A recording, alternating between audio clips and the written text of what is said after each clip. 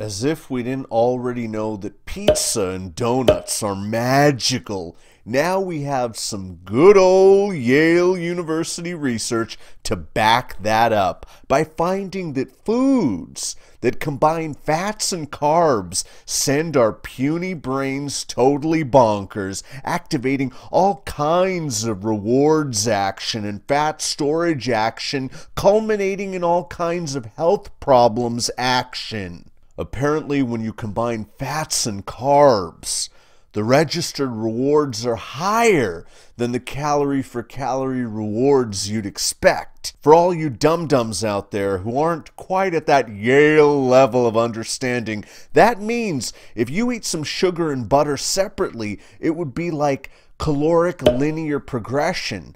But if you combined the sugar and butter in some kind of delicious treat like cookies, cakes, and whatnot, it would be like abusing 1-inch rack pulls above the knee to blow up your traps in ways that don't make sense applying known science. The problem with combining the fats and carbs at once is that you invariably end up with a 5mm bulge in the L4-L5 region and repeatedly break up with a female named Denise.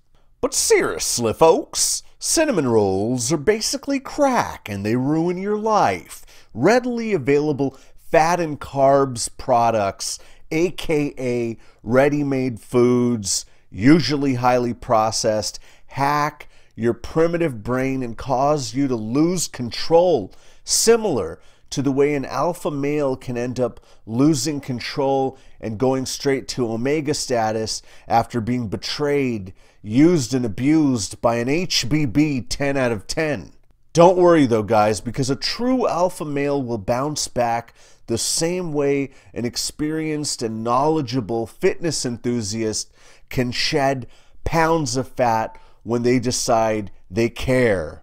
Regardless of this research, people should already know that the most important thing in weight management for most people is calorie management via food intake and energy expenditure. Outside of that, it's important to understand what foods cause you to overindulge in your consumption, how foods affect your energy levels, and what foods cause you to feel satiated without destroying your daily calorie targets. The big reveal in this study is that liking certain foods has nothing to do with it. Blah, blah, blah. Certain foods are harder to resist. Blah, blah, blah. As if we didn't already understand that liking in general, but especially with something as simple as food, is a chemical process. Supposedly, the combination of fat and carbs do not cause a pleasure signal, but an unconscious signal. First of all, no. I feel quite pleasured after eating some freshly baked chocolate chip cookies. Oh yeah. Second, they claimed that even if a person didn't like a particular food item that combined fat and carbs, it still registered in a more powerful way. What the hell does that even mean, and what practical value does that have? How do you differentiate between liking and craving food to simply registering a greater reward without consciously liking the food?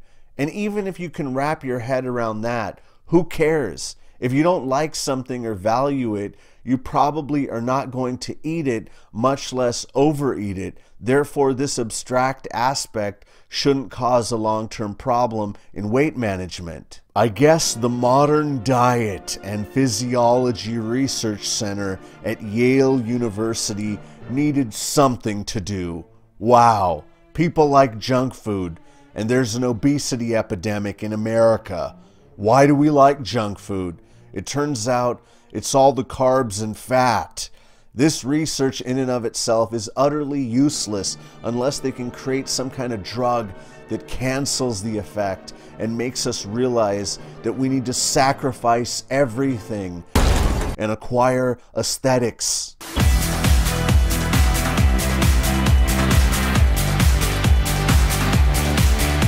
Then again, there are already drugs for that. They're called Tren and Clen.